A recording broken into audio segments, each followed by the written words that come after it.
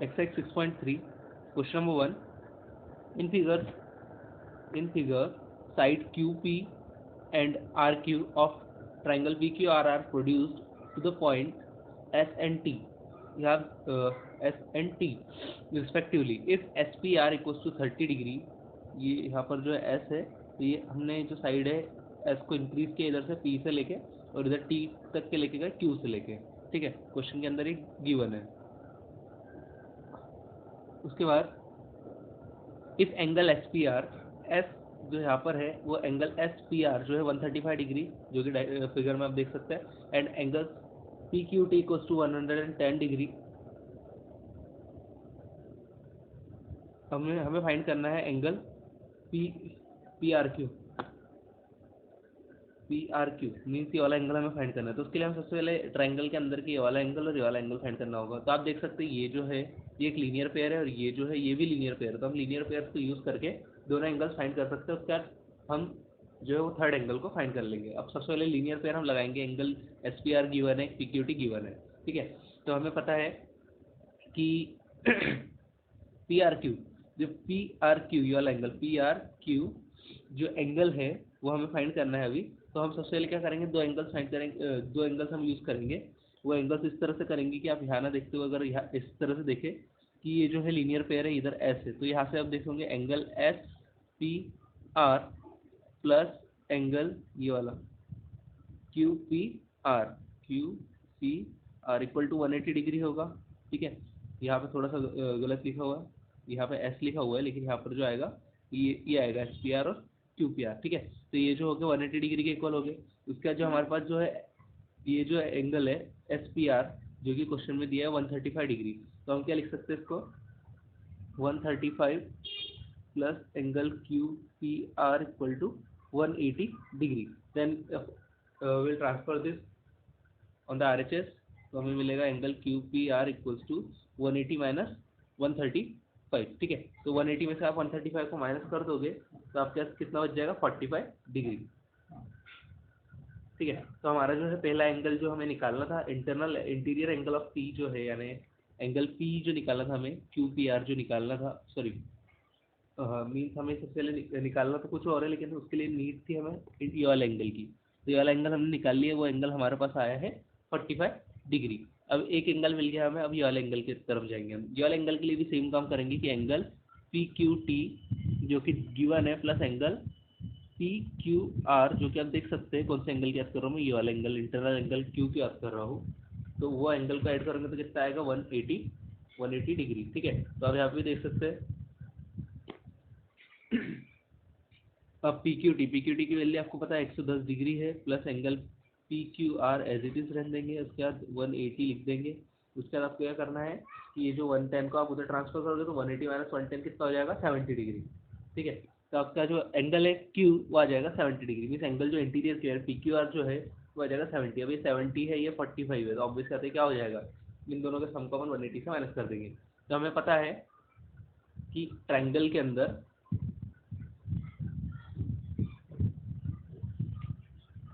हमें पता है कि triangle sum of all angles of a triangle is equal to 180 degree है। तो angle P Q R plus R P Q, ठीक है। हमें निकालना कौन सा एंगल है, हमें निकालना है पी आर क्यू, ठीक है। तो बाकी ये दोनों एंगल्स अभी अपन ने फाइंड किए। तो एंगल पी आर क्यू जो है वो पी आर क्यू बीच में क्यू आर पी लिखा हुआ इसको मैंने पी आर क्यू को, ठीक है। तो ये 70 डिग्री इसकी वैल्यू है, इसकी 45 वैल्यू है, दोनों को जोड़ोगे आप 115 डिग्री हो जाएगा, ठीक है। तो 115 को अपन उधर ट्रांसफर कर देते हैं तो वो माइनस में आ जाएगा और माइनस करके इसको आंसर आ जाएगा 65 डिग्री। हम क्वेश्चन नंबर सेकंड देखेंगे। In figure angle X equals to दिया है 62 degree, X Y Z equals to दिया है 54 degree. If Y O and Z O are the bisectors of angle X Y Z X Z Y respectively, triangle X Y Z of triangle X Y Z find angle O Z Y and angle Y O Z, ठीक है। तो हमको ये angles find करने कौन कौन से दिए हुए, देखो एंगल एक्स दिया हुआ 62 डिग्री, एंगल वाई जो पूरा टोटल वाई है जो मीन्स एक्स वाई जेड, यानी एक्स वाई जेड बोला नहीं, ये वाला पूरा का पूरा जो एंगल है वो कितना दिया हुआ है हमें 54 डिग्री। और वाई ओ और जेड ओ, वाई ओ और Z O are the bisector, bisector है वो, बाइसेक्टर का मतलब जो है कि ये एंगल को इक्वल हिस्सों में बांट रहे हैं, ठीक है। यानी 54, ये 54 डिग्री है, तो इसका 54 का आधा क्या होता है 27, तो ये 27 हो जाएगा और ये जो ऊपर का है वो 27 हो जाएगा। ठीक है, तो ये हो गया एंगल बाइसेक्टर। सिमिलरली इधर भी जेड को भी एंगल बाइसेक्टर है, तो लेकिन अभी अपने जेड का ये जो ऑल और जेड एंगल है वो उसका नहीं है अभी। ठीक है, तो हमें फाइंड क्या करना है, एंगल ओ जेड वाई यानी ये वाला छोटा एंगल, ये छोटा वाला एंगल, और वाई ओ ओ जेड यानी ये वाला एंगल। ठीक है, तो उसके लिए हम क्या करेंगे, अब देखिए पहले तो हम यहाँ पर हमारे पास ये है एंगल एक्स है, एंगल वाई और एंगल जेड है। ठीक है, तो एंगल एक्स हमें पता है कि 62 है, 62 degree, plus angle Y total हमारे पास 54 है, और एंगल जेड जो ऑल ओवर एंगल बोल रहा हूँ मैं ना, एंगल जेड आपको पता है ट्राइंगल के एंगल का सम होता है 180 डिग्री। तो हम ये जो ऐड कर देंगे इसको, तो ये 4 और 2 6 हो जाएगा, 6 का 11 हो जाएगा, उसको अपन ट्रांसफर करते हैं 180 में से 11 को माइनस करते हैं, तो हमारे पास आ जाएगा 64 डिग्री। ठीक है, 64 डिग्री हमारे पास जो है इसकी वैल्यू आ गई। ठीक है, इसकी वैल्यू आ गई 64 डिग्री। अब 64 डिग्री जो निकल गई है हमारे पास, तो आप आगे देखिए 64 डिग्री हमारी निकल गई। उसके बाद 64, उसके बाद जो आधा वाला एंगल है, यानी ये जो एंगल था यहाँ पे ट्रायंगल देखिए आप, इसका एंगल बाइसेक्टर बोला गया है यहाँ पे, तो ये 54 है, 54 है ऑल ओवर, और ये 64 है, तो 64 ये वाला एंगल हो जाएगा 27, ये वाला हो जाएगा 27, ये वाला हो जाएगा 64 का आधा कितना होता है 32, तो ये वाला हो जाएगा 32। ठीक है, हमें एंगल मिल गया 32 है ना। तो मैं अब जो ट्राइंगल अपने को मेनली यूज़ करना है उसकी बात करूँ, तो ये देखिए ये वाला ट्राइंगल है वो, इसके अंदर हमें ये वाला ट्राइंगल यूज़ करना है। तो हमारे पास ये मिल गया 27, ये मिल गया 32, तो क्या मैं ये एंगल निकाल लूंगा, है ना। तो ये 27 प्लस 32 को मैं जोड़ देता हूँ, ये देखो है जोड़ा है 27 और 32 को, और एंगल अपने को वाई ओ जेड चाहिए 180, तो 27 प्लस 32 को जोड़ा आपने, तो आप क्या आ जाएगा 59, 59 को उधर में ट्रांसफर करता हूँ 180 से माइनस करता हूँ, तो हमारे पास आ जाएगा Y Z equal to 121 degree. ठीक है, अब हम क्वेश्चन नंबर 3 देखेंगे। In figure A B parallel C D angle B A C equal to 35 degree and angle C D E equal to 53 degree है। ठीक है, तो फाइंड अपने को करना है डी सी ई। ठीक है, तो अभी देखते हैं हम डायग्राम किस तरह से दिया हुआ है। डायग्राम इस तरह से दिया हुआ है, हमको डी सी ई फाइंड करना है, डी सी यानी वाला एंगल फाइंड करना है। गिवन ये है 35 डिग्री और ये है 53 डिग्री। ठीक है, तो अब यहाँ पे सबसे पहले आपको फाइंड करने के लिए ये वाला एंगल भी लगेगा, तो बहुत ही इजी क्वेश्चन है। देखिए ये दो पहले बोला गया है कि ये दोनों क्या है पैरेलल लाइन से, अब दोनों पैरेलल लाइन से उनके बीच में एक ट्रांसवर्सल लाइन है ए ई।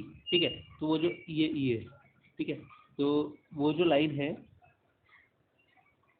ये सी है ना, ये जो लाइन है ये ट्रांसवर्सल लाइन है, ये जो लाइन जा रही है, तो ट्रांसवर्सल लाइन आपने थ्योरम पढ़ा होगा, थ्योरम में क्या होता है कि ये वाला एंगल और ये वाला एंगल इक्वल होता है, तो ऑब्वियसली आते 35 है, तो ये भी क्या हो जाएगा 35 डिग्री। ठीक है, क्योंकि अल्टरनेट इंटीरियर एंगल्स होते हैं, है ना। तो एंगल डी से हमारे पास निकल गया। अब हमारे पास एक ट्रायंगल के अंदर के ये वाला एंगल है, ये वाला एंगल है, तो दोनों का ऐड कर दो 180 माइनस कर दो, ये वाला एंगल आ जाएगा, है ना। तो angle D plus angle C plus angle E equal to 180 degree. D की वैल्यू आपने रख दी, ठीक है, ई की वैल्यू आपने रख दी, ये डी की ये है, ई की ये है। अब सी के यहाँ से ट्रांसफर करके हम निकाल लेंगे। ठीक है, ये हमारा जो है थर्ड क्वेश्चन कंप्लीट हो जाएगा। Question number 4, if lines PQ and RS intersect at point T such that angle PRT equals to 40 degree, angle RPT equals to 95 degree, and angle TSQ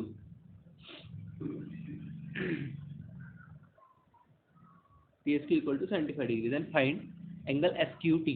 ठीक है, जब यहाँ देख सकते हैं ये PRT अब ये वाला देखिए, तो ये वाला 40 डिग्री दिया है, RPT ये वाला जो है वो 95 डिग्री दिया है। ठीक है, 95 दिख नहीं रहा होगा उसमें, 95 डिग्री, और TSQ ये वाला जो है 75 डिग्री दिया है। ठीक है, तो अब यहाँ पर आपको जो है आपको फाइंड क्या करना है SQT यानी ये वाला पता करना है, तो उसके लिए आपको ये वाला एंगल लगेगा, और उसके लिए आपको ये वाला एंगल जो है, ये वाला एंगल दिया हुआ है 95। ठीक है, 95 में दिख रहा है, तो उसके लिए आपको ये वाला एंगल लगेगा। तो देखिए यहाँ पे आए वर्टिकली अपोजिट एंगल्स हो जाएंगे, तो हम सबसे पहले क्या करेंगे, ट्रायंगल PRT, ये वाला जो ट्रायंगल है ट्रायंगल PRT ट्रायंगल के अंदर एंगल PRT जो है वो दिया हुआ है, PRT लिख लेंगे, तो है 40 डिग्री। एंगल RTP यानी वाला एंगल, तो एंगल RTP हमें निकालना है। उसके बाद एंगल TPR हमको दिया हुआ है 95 डिग्री, तो हम यहाँ पे 40 और 95 ये एंगल नहीं लगाना है, तो गलत है ये। ठीक है, तो 40 और 95 को ऐड करके उसको उधर सब्सट्रैक्ट कर देंगे, तो वहाँ पर RTP की वैल्यू आ जाएगी। RTP की वैल्यू कितनी है हमारे पास 45 डिग्री। ठीक है, जब ये 45 डिग्री आया है, तो ये उसका वर्टिकली अपोजिट एंगल है, तो ये 45, तो ये भी 45 हो जाएगा। ठीक है, तो अब एक एंगल आपके पास 45 आया, एक 75 है, तो ये वाले ट्रायंगल के अंदर आप क्या करोगे 45 plus 75 plus angle SQT equal to कितना आ जाएगा 180 डिग्री। फिर आपने इसको जोड़ा तो ये कितना हो जाएगा 5 5 10 7 8 और ये 120 हो जाएगा। 120 को माइनस करते हो 180 से तो आपके पास मिल जाएगा 60 डिग्री आपका आंसर आ जाएगा। ठीक है, तो अपना क्वेश्चन कंप्लीट हो गया। ये देखिए यहाँ पे एंगल क्या है हमारा 60 डिग्री। तो बहुत ही इजी क्वेश्चन है, आपको जो थ्योरम्स पढ़े उनको अप्लाई करते आना चाहिए। Question number 5, angle if P Q perpendicular है एस क्यू पी एस के, sorry P Q perpendicular, P Q क्या है ये, ठीक है, किसके, जो पी क्यू लाइन दिख रही होगी आपको, P Q perpendicular P S के, यानी ये जो है 90 डिग्री है। ठीक है, उसके बाद P Q parallel to S R, और इसके ये पैरेलल है। ठीक है, angle S Q R equals to 28 degree दिया है, and angle Q R T equals to दिया है Q R T equals to जो एक्सटीरियर एंगल है वो दिया है 65 डिग्री, देना find the value of X. तो आपको ये एक्स और वाई की वैल्यूज फाइंड करनी है। ठीक है, तो आप सबसे पहले देखिए यहाँ जो है ये दो पैरेलल लाइंस है, पैरेलल लाइंस के अंदर जो है ये एक्स ये वाला एंगल है, तो ये वाला एंगल जो होगा वो भी क्या होगा, एक्स ही होगा, क्योंकि अल्टरनेट इंटीरियर एंगल है। ठीक है, दूसरी चीज आप देख सकते हैं कि ये जो एंगल है यहाँ पे ये पैरेलल लाइंस है, अरे पर ये है, और इससे कोई परपेंडिकुलर जा रहा है तो इससे परपेंडिकुलर होता है और इससे परपेंडिकुलर होता है। ठीक है, तो ये 90 डिग्री अगर एंगल पी, तो एंगल एस बी का हो जाएगा ऑल ओवर 90 डिग्री। ठीक है, क्या दिया हुआ है कि एंगल पी क्यू आर जो है, मैंने जब अभी आपको बताया एंगल पी क्यू आर, देखो पी क्यू और आर, एंगल पी क्यू आर ही नहीं, sorry angle P Q S जो है वो एंगल क्यू आर टी के बराबर होगा, है ना। ठीक है, यहाँ पे देखिए पैरेलल लाइन से पहले ये वाला एंगल बताया गया कि पी क्यू आर जो ये वाला एंगल ये जेड बन रहा है, तो ये वाला ऑल ओवर एंगल ये वाले एंगल के इक्वल होगा। ठीक है, तो आप देख सकते हैं कि ये जो ऑल ओवर एंगल है ये किसके इक्वल आ रहा है 65 डिग्री, यानी एक्स प्लस 28 इक्वल टू आ रहा है 65। तो वहाँ से मैं ट्रांसफर करता हूँ 28 को, तो मेरे पास एक्स की वैल्यू आ जाएगी 65 माइनस 28। ठीक है, 65 में से 28 गए कितने बचेंगे 37, तो मेरे पास जो है 37 डिग्री का आंसर आ जाएगा। ठीक है, तो एक्स की वैल्यू कितनी आ गई 37 डिग्री आ गई। अब एक्स की वैल्यू जो है 37 डिग्री आ गई है, तो अब मुझे जब ये और ये पैरेलल, तो ये भी अल्टरनेट इंटीरियर होगा, तो एक्स की वैल्यू तो 37 आ गई, तो ये भी 37 हो जाएगा, है ना। ये 37 डिग्री हमारे पास आ गया। उसके बाद आप देख सकते हैं कि ये अगर ये जो एंगल है ये वाला ट्राइंगल देखें आप, ठीक है, सबसे पहले आपने एक्स की वैल्यू फाइंड कर दी है, अब आपको ज़्यादा करने की जरूरत नहीं है। ये वाला अगर ट्राइंगल देखते हो ये वाला, तो ये ट्राइंगल है, यहाँ पे 90 डिग्री है, यहाँ पे 37 डिग्री है। ठीक है, तो 90 प्लस 37 प्लस वाई कितना होगा, ये होगा अपना 180 के इक्वल, क्योंकि हमको ये पता है कि 180 के इक्वल क्यों होता है, क्योंकि ट्राइंगल का सम क्या होता है 180। ठीक है, एंगल वाई है ये 90 प्लस 37 को आपने जोड़ा तो आपका 127 आया। आप उसको उधर ट्रांसफर करके माइनस करते हो 180 से, तो आपका आ जाएगा 53 डिग्री। तो एक्स की वैल्यू 37 डिग्री और वाई की वैल्यू 53 डिग्री। बहुत ही इजीली आप समझ गए होंगे इस चीज़ को।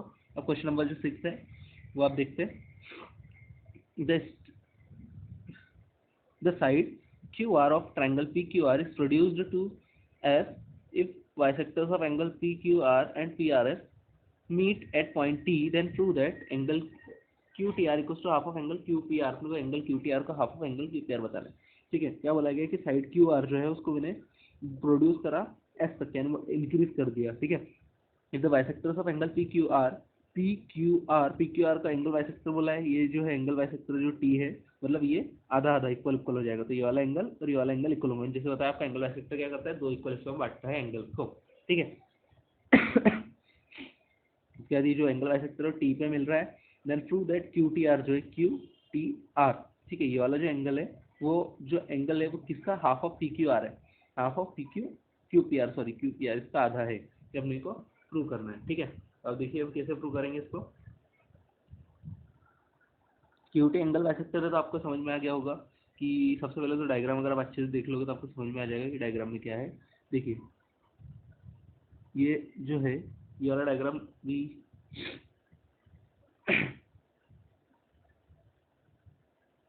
डायग्राम देख लीजिए अच्छे से। उसके बाद देखो यहाँ पे जो क्यू टी आर है, तो आप देख सकते हैं Q bisector Q T bisector है पी क्यू आर का, तो जो दो एंगल है पी क्यू टी और टी क्यू आर जो होंगे इक्वल हो जाएंगे। ठीक है, और आर टी बाइसेक्टर है आर पी एस का, जो कि गिवन है यहाँ पे आर टी जो है बाइसेक्टर है आर पी एस का। देखिए आर टी क्या है ये, ठीक है, किसको बाइसेक्ट कर रहा है वो, ये वाले एंगल्स को, ये वाले को। ठीक है, तो वो ये वाला एंगल और ये वाला एंगल भी क्या हो जाएगा इक्वल हो जाएगा। ठीक है, क्लियर है। उसके बाद आगे देखेंगे हम कि उसको जो है वो एंगल्स को भी इक्वल ले लिया, ठीक है। उसके बाद angle P R S, angle P R S देखिए, पी आर एस, ये जो एंगल है ये एंगल किसके बराबर है, ये पी आर एस जो एंगल है इसको और इसको अगर मैं जोड़ दूँ दो एंगल्स पे, एंगल ये वाला एंगल को और ये वाला एंगल को जोड़ दूँ तो ये वाला एंगल बन जाएगा, है ना। तो वो जो दोनों एंगल्स के इक्वल हो जाएगा, और देखेंगे तो वो दोनों एंगल्स इक्वल भी है, क्यों, क्योंकि ये जो है इसका आर टी जो है वो एंगल बाइसेक्टर, तो ये दोनों एंगल इक्वल भी हो गया। तो यहाँ अगर मैं आपको बता दूँ तो एंगल पी आर एस किसके बराबर हो जाएगा, देखो इसका और इसके जोड़ के, ये मतलब सम के बराबर, ठीक है। तो सम ना करते हुए मैं इनको लिख सकता हूँ, किसका जो पी आर टी है वो टी आर एस के बराबर है, तो दो बार एंगल पी आर टी के बराबर हो जाएगा, कि दोनों एंगल सेम है, ठीक है। तो यहाँ पे हमारा ये कंप्लीट हो गया, मतलब ये समझ में आ गया होगा आपको। इसके बाद यहाँ से अपन आप देखोगे तो आपको मिल जाएगा कि एंगल टी, देखो यहाँ पे जो है पी आर एस मिल गया आपको दोनों के बराबर, ठीक है। और ट्राइंगल टी क्यू आर, अब टी क्यू आर देखेंगे हम, तो टी क्यू आर ट्राइंगल कौन सा है, T Q R, T Q R के अंदर भी देखेंगे आप अच्छे से, ठीक है। तो किसके इक्वल में है टी क्यू आर, जो उसमें का जो एंगल है वो किसके इक्वल दिया गया है T Q R, T R S जो है वो Q T are plus T Q R, ठीक है।